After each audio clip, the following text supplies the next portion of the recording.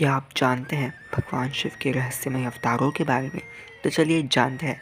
पर video start करने से पहले एक बात बता दें, इस वीडियो को एंड तक ज़रूर देखिएगा।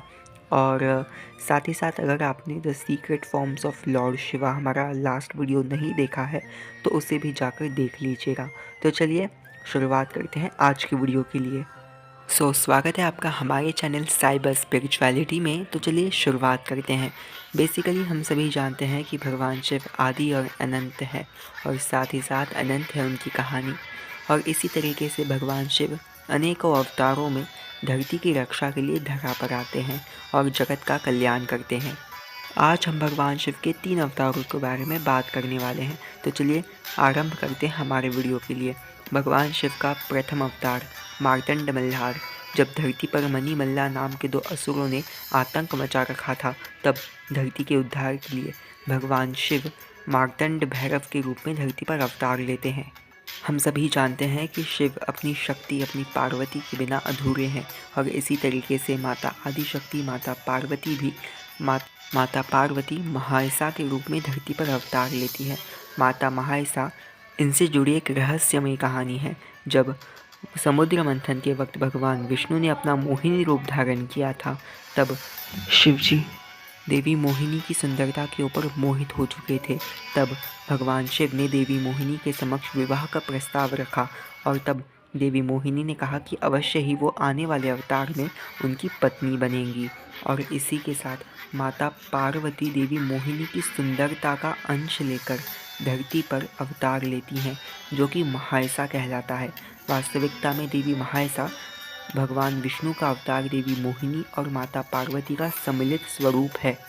उस तरफ जब भगवान शिव ने मार्तंड मल्हार के रूप में धरती पर अवतार ले लिया था, पर अब उन्हें अपनी पत्नी देवी महायसा अर्थात पार्वती की उनकी शक्ति की आवश्यकता थी मणिमल्ला नाम के असुरों के वध के लिए। और तब भगवान शिव माता महायसा के पास जाते हैं, उनके लिए विवाह प्रस्ताव रखते हैं। इन दोनों के बीच एक सुंदर प्रेम कहानी भी है। इस वीडियो में हम इनकी पूरी कहानी डिटेल में नहीं बता सकते, इसलिए हम इनके ऊपर एक सेपरेट वीडियो अवश्य बनाएंगे। बात करें तो इसके बाद माता महायसा और भगवान शिव अर्थात भगवान खंडोबा मिलकर मणिमल्ला नाम के दैत्यों का वध करते हैं। और इन दोनों का वध करने के बाद भगवान खंडोबा और देवी महायसा धरती रूपी कैलाश अर्थात जेजुलगढ़ के ऊपर जाकर अपने दाम्पत्य जीवन को व्यतीत करते हैं।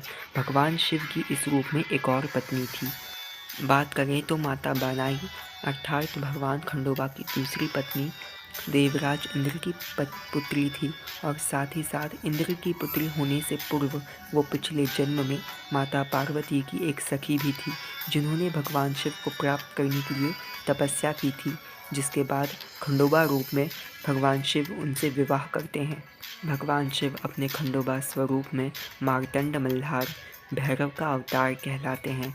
भगवान शिव का ये कल्याणकारी स्वरूप जगत को तारने वाला है। भगवान शिव का ये स्वरूप उनके भक्तों के लिए आस्था का केंद्र है और न केवल इतना बल्कि अनंत लोगों का ये कुल दैवत है। अब हम बात करते हैं भगवान शिव के दूसरे स्वरूप के बारे में।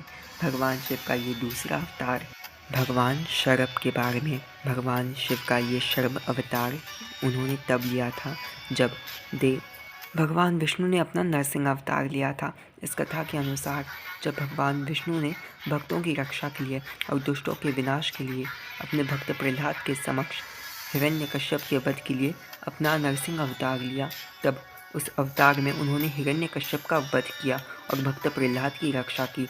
जिसके बावजूद भी भगवान विष्णु का क्रोध शांत नहीं हो रहा था। तब उनके क्रोध में समस्त सृष्टि के विनाश का प्रारंभ हो चुका था।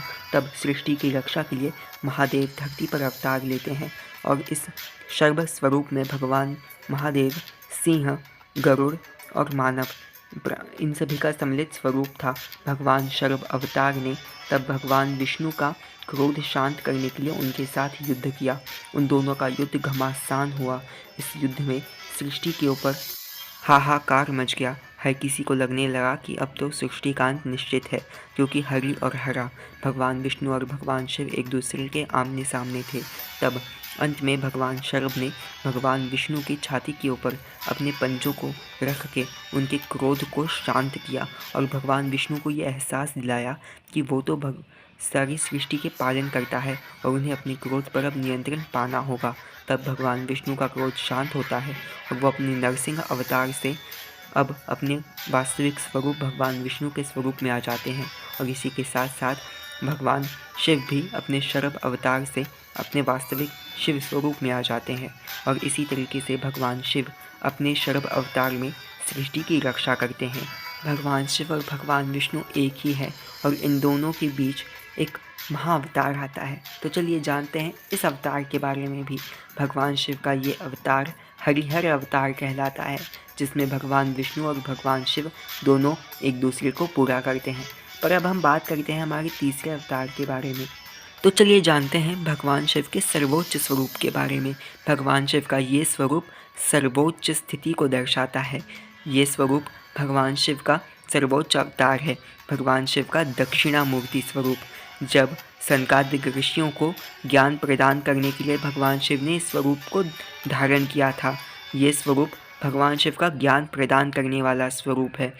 इस स्वरूप में भगवान शिव अपस्मरा के ऊपर पैर रखते हैं। अपस्मरा कौन है? तो चलिए जानते हैं। अपस्मरा एक ऐसा असुर है जो कि अज्ञानता, अहंकार और काम वासना को दर्शाता है। भगवान शिव के नटराज स्वरूप में भी अपस्मरा उनके पैरों के नीचे है।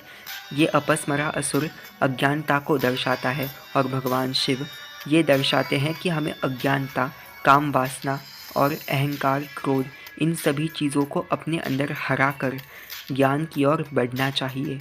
सबसे इंटरेस्टिंग बात यह है कि भगवान शिव के इस स्वरूप में उनके समक्ष 4 संकादिक ऋषि विराजमान हैं।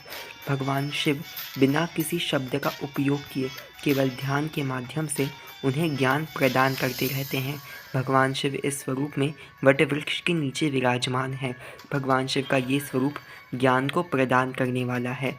भगवान शिव का ये स्वरूप मोक्ष को दायक। और गाइस, आज की वीडियो के लिए बस इतना ही। मिलेंगे हम नेक्स्ट वीडियो में नए अपडेट्स के साथ, नई स्टोरीज के साथ और भगवान शिव की ऐसी ही लीलाओं के साथ।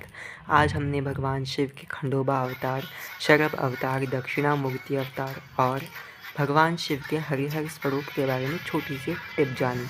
मिलेंगे एक नए टॉपिक के साथ नई वीडियो में। आज की वीडियो के लिए बस इतना ही। हर हर महादेव। जय भोलेनाथ।